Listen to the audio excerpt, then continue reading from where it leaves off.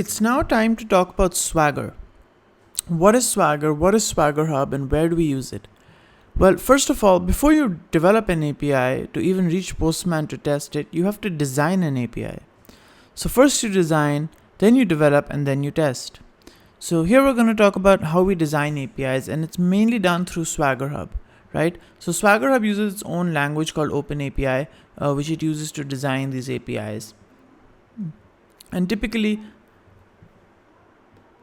the project manager or project leader will design the API before handing it out to the developers to actually code it in whichever language they have decided to code it.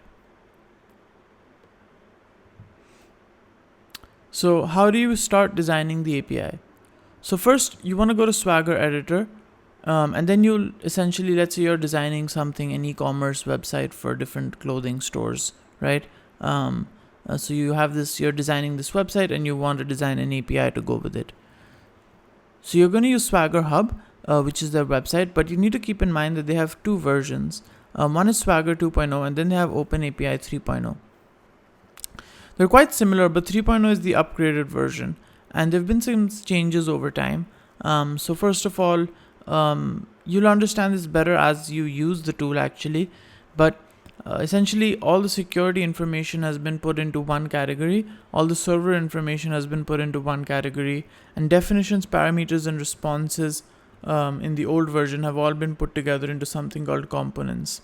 So it's a more simplified API design.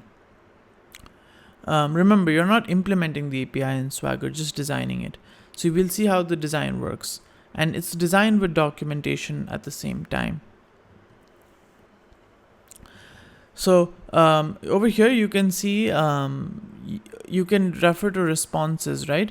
So we're designing an API, and here you can see a simple GET request with two potential responses, 401 and 404, and you see that they're using hashtag and then saying components and then unauthorized or not found for 404 and 401. So in both these types of responses, you have the actual details of the response elsewhere, kind of like variables, right? So stored here, and then they're just being called over here for the design of the API. So this is something you can do in Swagger 3 and you could not do in Swagger 2. And this is like a big advantage, which is why I'm recommending using Swagger 3.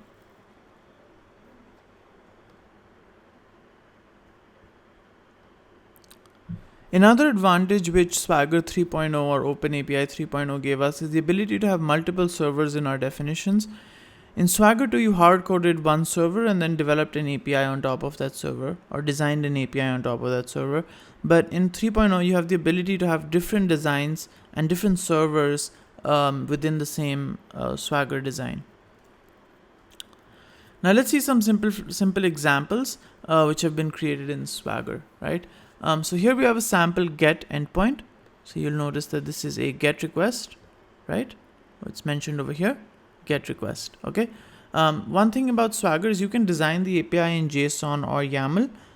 Both are supported, but we'll be going with JSON because it has a few advantages and it's easier to write than YAML, and it's more readable than YAML, I feel like. So we're designing a simple GET request here, and the first thing you'll notice is that the path of the endpoint is /market. So let's say your website is called www.ecommerce.com. So this API endpoint could be e-commerce /market, for example. Typically you can design get, post, put, delete, all the regular ones we use through Postman, right? And you want to leave a short description of your endpoint and why you're writing this particular API call, and then you can have the responses which come in. So you can see 200 being defined here, and what kind of response comes with 200, and what message should come across, and of course the description is available as well. We also have a 400 response, which is a potential response to this /market endpoint of the API.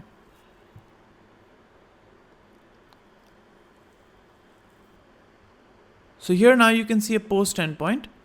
We can go over this as well. In the post request, you can see the endpoint is market and then search, right? So we're posting different types of information, and You can even see the schema that we're expecting can be defined here like a variable, and then you can actually define the schema elsewhere. And it's going to contain a JSON object, right? And again, you have the similar kind of responses, and it's expecting 400. It says no items found, and in 200 it's going to say list retrieved. So get, post, all these types can be covered. So remember, when you're designing an API in Swagger, it's continuously documenting them and giving you great visual effects. So on the side panel, you're going to be able to see get tags, post tags, delete, everything in good summary. And then you can click on either one of them and see an expanded definition of that particular API call in a more pretty format than just open API code or JSON code, really.